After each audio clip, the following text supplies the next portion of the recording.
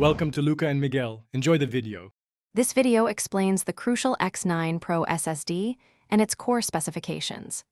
The drive supports USB 4 and Thunderbolt with up to 40 Gbps throughput. Capacities include 1 TB and 2 TB options with sustained speeds near 2,800 MB/s. The unit is bus-powered for laptop and desktop convenience without external adapters. It supports hardware encryption when enabled in your host operating system settings.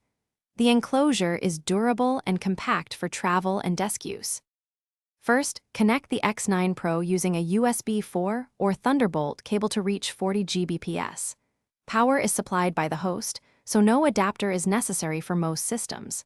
If you need cross-platform compatibility, format the drive as XFAT using Disk Utility or Disk Management.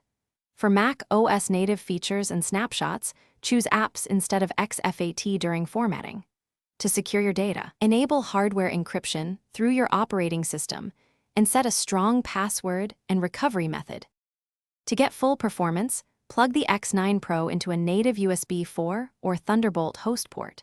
Use a certified cable rated for 40 Gbps and avoid passive adapters that reduce speed.